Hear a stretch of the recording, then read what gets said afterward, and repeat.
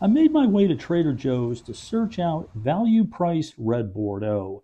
Typically, a TJ store will have about 400 different wines. A good part of that rotates in and out on a regular basis. Within the Bordeaux mix, there were about 30 wines to choose from, including inexpensive petit chateaux, some under the Trader Joe's own label, along with a dozen or so prestige, classic, iconic properties from both the left and right bank. Bordeaux prices in general ranged from $7 to $63. For this video, I picked up 4 wines that caught my attention, priced from $8 to $29. First wine up is the 2021 Chateau La Pirouette Medoc. This is classified as a cru Bourgeois. This is a cut above base level Bordeaux. The vineyards are over 40 years old, about 14,000 cases are produced each year, and the wine does spend 12 months in oak. Part of it is new oak.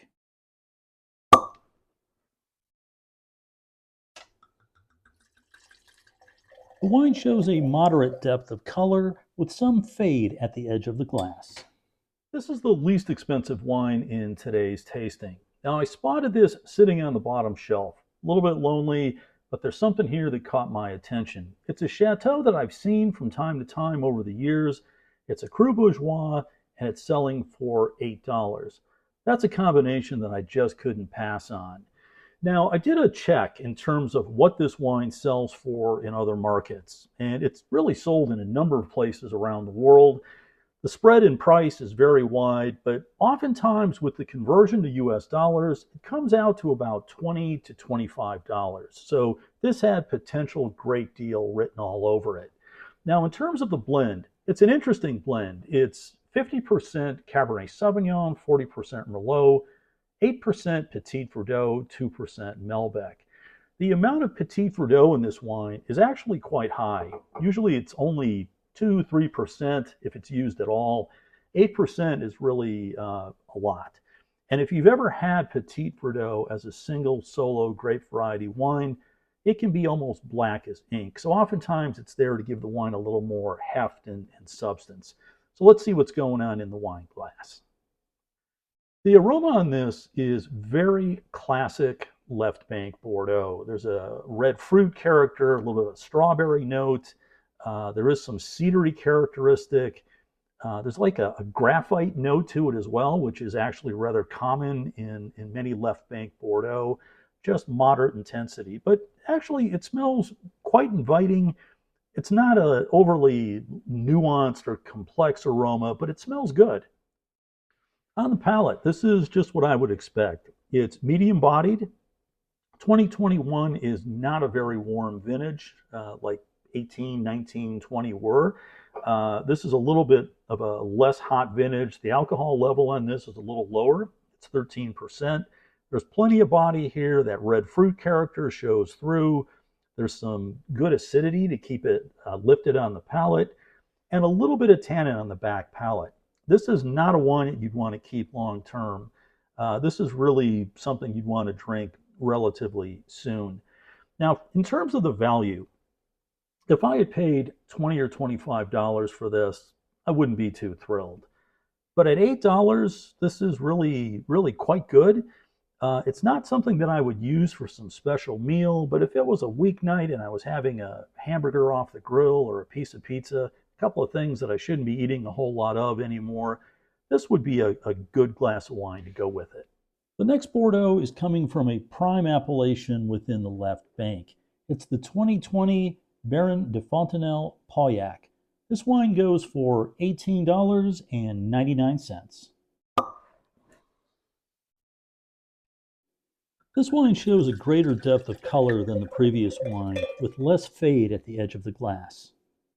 This second wine from the left bank is a blend of 62% Cabernet Sauvignon, 28% Merlot, 10% Cabernet Franc. This is very much a typical blend for left bank of Bordeaux.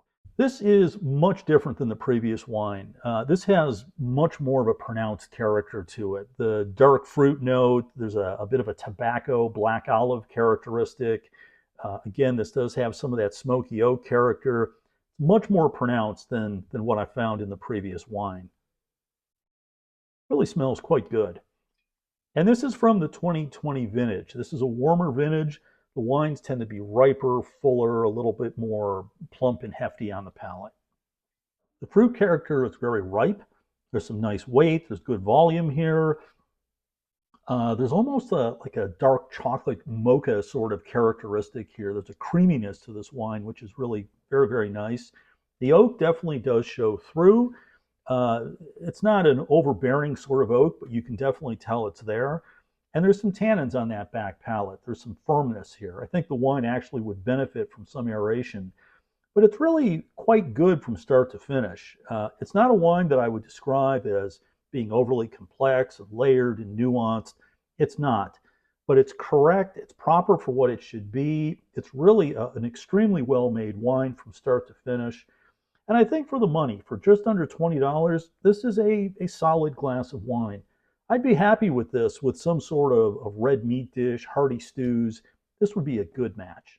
If you've not yet subscribed to my channel, take a moment to do it right now. Hit that like button. Definitely hit the notification bell. All of these things help to grow my channel. It's very much appreciated. Next up is the 2020 Chateau Le Grand Faurie Saint-Emilion Grand Cru. This wine is sold in a number of markets, commonly around that $30 range. Trader Joe's is selling it for $19.99. Excellent appearance, well extracted, deep core. There's just a slight fade at the edge of the glass. At this point, we're moving from the left to the right bank. And with the right bank, we'll look at wines that are more Merlot, Cabernet Franc based. With the prior two, it was much more Cabernet Sauvignon. Now with Saint-Emilion, there is a long laundry list of Grand Crus. This is one that I have not tasted previously.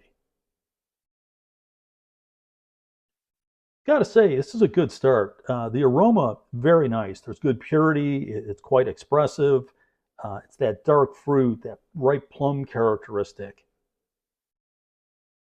This smoky charred oak vanilla note, and there's a bit of pyrazine here, and that's that characteristic that's a bit reminiscent of bell pepper or capsicum. It's very typical in Bordeaux grape variety wines, and in small amounts, I think it really does lend some added interest. And here, it's just barely detectable. On the palate, this is very good. There's good volume here. It's weighty. It's ripe. There's nothing green or astringent or coarse about this wine. That red fruit, that dark plum character shows through, a bit of smoky oak. There is some tannin here, but it's not sharp. It's not a coarse tannin.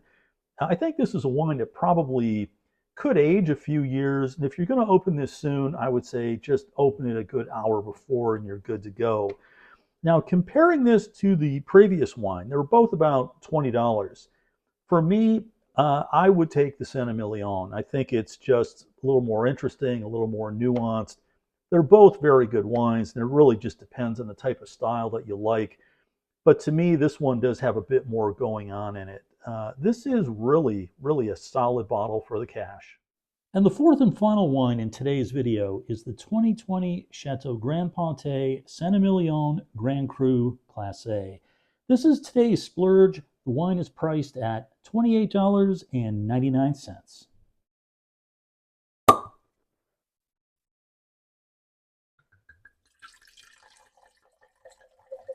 This wine has an impressive color. It's well saturated, dense core. It has a very youthful appearance. When I spotted this last wine, I was excited. I'm a big fan of this Chateau. I've had the wines many times over the years, and for me, this is one of the best value sources within Saint-Emilion. The wines drink well when they're first released. They also cellar extremely well. I found a 1998 in my cellar. It might be interesting to do a comparative tasting between the 98 and the 2020 at some point. But I checked the prices on the 2020. At Trader Joe's, it's just under $30. In the broader market, the prices are all over the place, but I'm finding some examples in that $40, $45, $50 range. So this has great value written all over it. So the aroma on this is so much different than the previous three wines. You can tell this is serious wine. There's a lot of concentration here. The fruit is very ripe. It's that dark fruit, plum character. There's a bit of a dark chocolate, mocha, roasted coffee character. Definitely a baking spice note here as well. I mean, the aroma is just outstanding. On the palate, plenty of volume here. It's really weighty, ripe, very full. Uh, this wine is complete. It follows right through to the back palate very well. Now, 2020 is a warmer vintage, and this wine has 14.5 alcohol. So that ripeness definitely follows through. There may be just a bit of alcoholic heat on the aroma, but it's absolutely nothing off-putting, and it's very typical with this vintage. The tannin is evident on this wine, but the tannins are very ripe. They're not coarse. There's nothing green, lean about them at all. I mean, really, this is a stunning wine from start to finish. It's drinking beautifully at the present time.